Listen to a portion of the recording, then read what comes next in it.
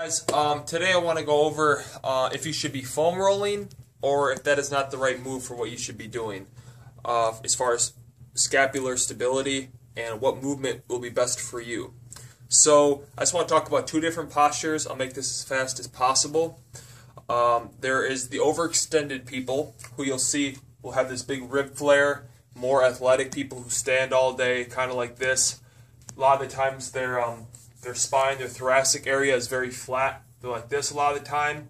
And then you have the other people who sit at desks all day, maybe older generation people who are kind of like this motion, you know, are round in the front, maybe heads up like this. Yikes. This kind of motion.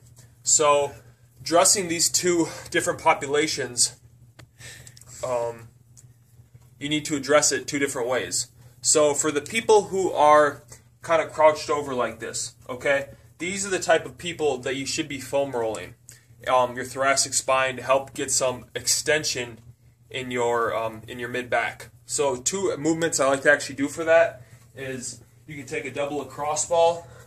This is like a peanut they call it, and what you do is you put this right in your mid back. You put it in your mid back, and you can kind of hug yourself like this and kind of roll back and forth, kind of go side to side. There's a lot of videos for this. You know, breathe in this position. You can put your arms over your head like that.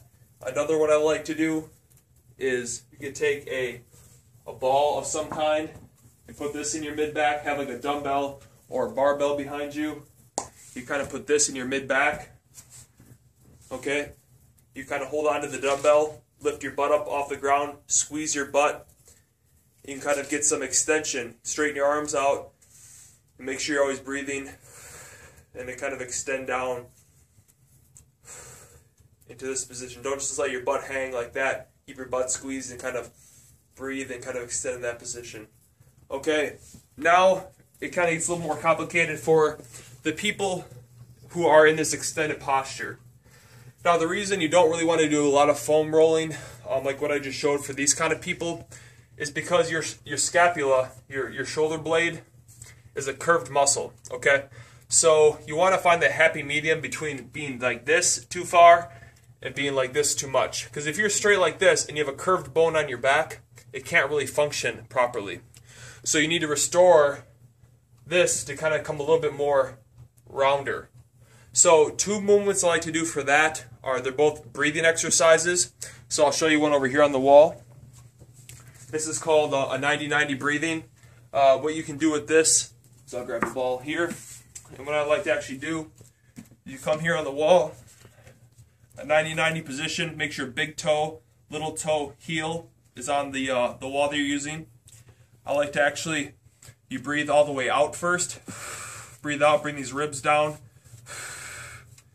I like to actually then put a ball or a foam roller between your legs, lift your butt up off the ground, kind of contract your hamstrings.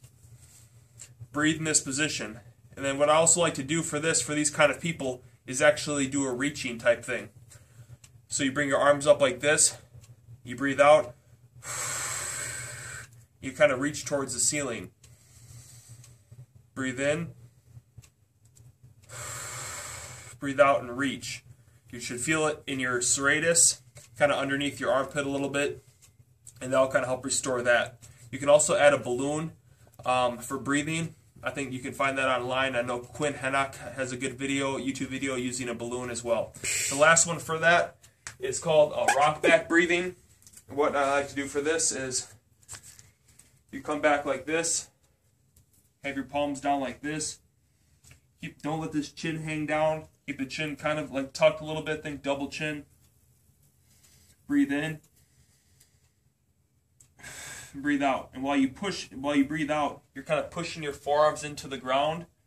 And you're doing the opposite motion. You're trying to hump your upper back. So you go like this.